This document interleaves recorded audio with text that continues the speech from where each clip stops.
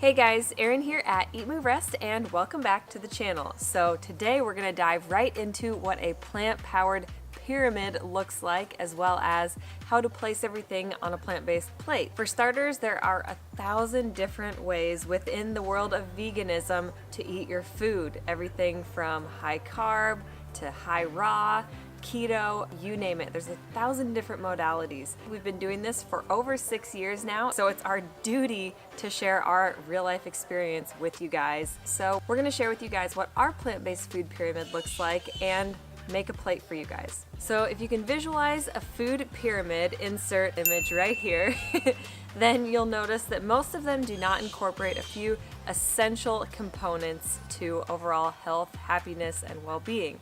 And those are elements in nature. So breathing in fresh air. We can go a lot longer without food than we can without air. So oxygen is of utmost importance.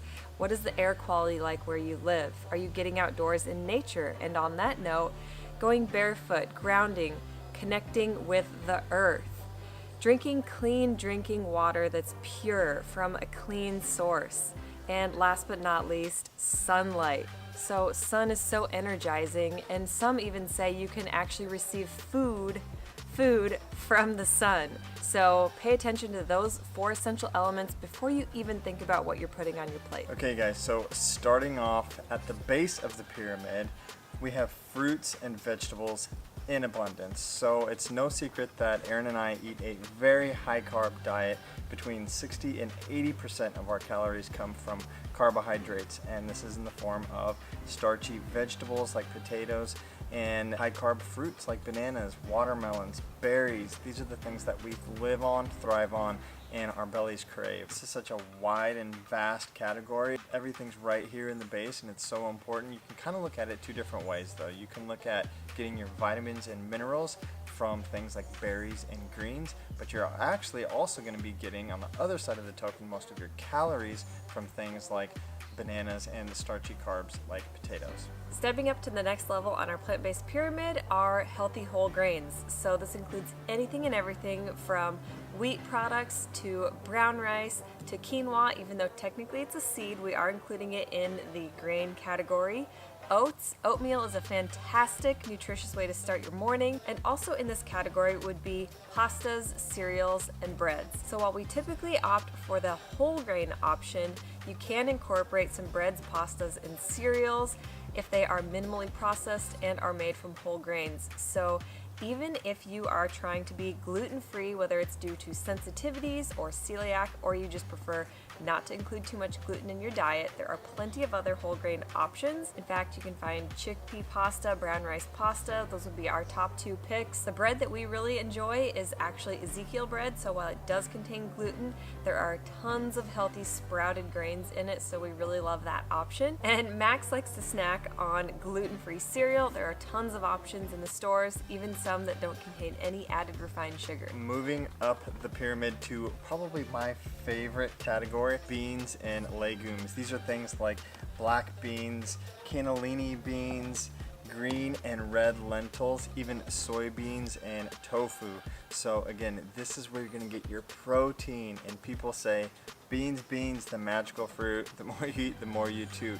I get so many messages from people on Instagram especially that are like, hey, I just went vegan and I'm so gassy, I'm feeling so bloated. So if gas and bloating is keeping you away from things like lentils and beans, I would say buy them dried and soak them. The soaking process is actually a step in the sprouting process, and it removes the protective anti-nutrients that can cause gas and bloating. So if this is something that sounds like it's way too much work, you can always just buy canned. I'd be lying if I didn't eat more canned beans than dried. It's just easier. And eating beans versus not eating beans is a serious misstep. Some of the longest lived communities and cultures in this world are thriving on beans. These beans are amazing for you and a great source of protein and fiber. Stepping up again, we are moving on to nuts and seeds and avocados. So you can think of these as your healthy fats. So I know a lot of people have concerns with nut allergies or sensitivities, so I would always opt for seeds before nuts. Some of our favorites include the highest amount of omega-3 fatty acids would be flax seeds and chia seeds. As far as nuts go, we really love walnuts as well as almonds, but let's be honest, we love them all. Nut butters also fall into this category. Max's personal favorite is cashew butter, which happens to be super high in iron. It's the highest that we've found. And avocados. Who doesn't love avocado? Dusty and I tend to split an avocado at dinner almost every single night, and it just makes our salads seriously next level. Working all of those healthy fats, it's going to be great for hair, skin, and nails, heart health if you're using a lot of omega-3 fatty acids, as well as brain function. Especially when you have kiddos, babies and toddlers are really going to thrive on a lot more fat than we are as adults. So we typically strive for a high carb diet, and we move nuts and seeds and our fats up higher on the pyramid because typically you don't want to overconsume. Not only are they higher in calories, they can also begin to clog your arteries with cholesterol if you're getting too much saturated fat in your diet. So we tend to move those towards the top for that reason. Moving on to one of my favorite and one of the most exciting categories in the plant world are herbs, spices, and superfoods. So when we were in Costa Rica on our retreat, we always do a farm tour with Brian, who knows basically everything about every plant that was ever planted. And one of the questions we had was, what's the difference between, herbs, spices, and leafy things like a salad green that you would eat? Basically, it comes down to potency. And things like cilantro and parsley and some of these superfoods and spices are so potent, we just need a little tiny bit to get a massive benefit. So this is why this category is so much smaller. Some of our favorite herbs are parsley and cilantro. They actually keep really well in a jar like this in the fridge. You just clip them, put them in a little bit of water, and put them in the fridge. These are actually also super easy to grow. We grow ours every spring and summer in our little planter bed over here, along with things like basil. Again, they add that extra oomph to your nutrition, and they also add that flavor to your meals. So important. A few of my favorite superfoods are, number one, maca powder. This is something that can be added to your smoothie. For hormone health, I take it to bump up testosterone. I hear women take it when they're trying to get pregnant. And other things like acai powder. This is a super high concentrated antioxidant. And again, we all want antioxidants in our diets to be fighting those free radicals that we're exposed to every day. So yeah. So at the very tip top of our food pyramid would be processed and or refined foods. So these are foods that we very rarely have to purchase. We do have them on hand, but we very rarely use them. So it's going to be things like refined fats, which would be oils. So olive oil, even flax oil. Even though flax is healthy, we prefer to use flax seeds instead of flax oil. That being said, oils can be very important and nutritious, again, for infants and toddler health, just simply because they require a lot more calories and a lot more fats for eye development, brain development, and so on. So if you choose to incorporate oils, keep them at a minimum. But again, say we're going out to a restaurant, a nice Italian restaurant, and there's olive oil on the bread and the pasta, we're not necessarily going to turn it down, but we are going to be cognizant of the fact that yes, we are eating a richer meal, but that's not how we're eating 99% of the time when we're at home preparing our own meals. Again, in this category, it also includes processed foods. So that would be if you were eating a plant-based burger. Of course, it's going to have a lot of added ingredients that may not be the best for you. So we always say make your own, but every once in a while, it's okay to indulge. And also things like refined carbohydrates, aka white table sugar. You can always upgrade a little bit to something like coconut sugar. So this is somewhat unrefined, even though it's still a sugar granule. This would be a great option for baked goods if it's a special occasion like a birthday party. I also really love my go-to pick, which would be dates. So this category, again, has all kinds of options, even plant-based butters. Almost anything that you can find an animal derivative for, you can also find a plant derivative for these days. So we've even got plant-based ice cream in this category, and we do not shy away from this and a little bit of dark chocolate from time to time after our meals.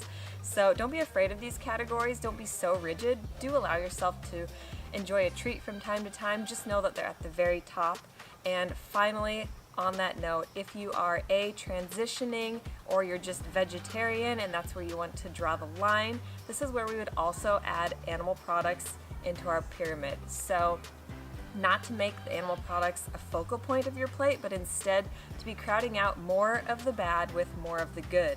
So when you're thinking about making your plate, we're going to show you that next, but just be cognizant of how you're arranging your plate, how much of what categories you're putting on there. If you're thinking you really want a big juicy steak on there, instead maybe opt for a very small portion and crowd it out with lots of those fruits and vegetables, whole grains, legumes, nuts and seeds from the other categories so that you can start to transition away from that and reap the benefits. Now let's actually build that plate. We've got our green leafies, which are in fact a vegetable, and we've got a fresh peach. And if you are familiar with Dusty and I's What I Eat in a Day videos, you'll notice that not every plate, in fact most plates we make do not look like this, but this is just the ideal example to show you just how easy, just how beautiful and abundant it can really be to add all of these beautiful colorful whole foods onto your plate, and how filling it can be too. Next up, we're heading into our legumes. So we've got some cooked chickpeas here. Again, legumes are going to be probably your greatest source of plant protein, along with whole grains, but more so legumes. If you wanted to bump up that protein content even more, this is where you could add in the tofu, tempeh, or seitan. For our healthy whole grain, we've got quinoa, and we actually incorporated some more veggies. So we've got peas and corn in it. This was actually part of our meal prep. Yesterday was Sunday, so we prepped a huge batch of veggie lentil stew and quinoa with veggies. Moving on, we're going to add on some of our lentil veggie stew. So this goes in the legume and vegetable category. We've got carrots, beets, potatoes, and sweet potatoes. Dusty's a potato lover, I'm a sweet lover. And last but not least, avocado. So avocados are going to incorporate that fat source for you, which also helps to make a lot of the vitamins and minerals and the other plant foods more bioavailable in your body. So if you guys are interested in seeing what a day of vegan meal prep looks like for us, let me know in the comments below. We would be happy to put something together for you guys. So the next step in the process would be to top this with like salt, pepper, some parsley, maybe some oregano, or some turmeric even on these chickpeas, just to add in those herbs and spices that we talked about earlier. So additionally, we get like 99.9% of our nutrition from the whole foods that we eat. But in the case that we for some reason aren't, for instance, B12 is a bacteria found in the soil, and with our sterile foods these days, we actually should be supplementing. So for any vegetarians or vegans especially, we recommend vitamin D and vitamin B12.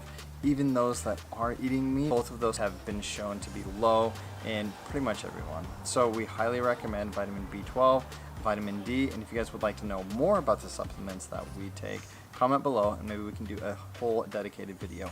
All right, you guys, so there it is. Now we get to fight for who gets to enjoy this plate full of deliciousness. Marriage, we share everything. Be sure to follow us daily on Instagram at Aaron Stanczyk, at DB Stanczyk.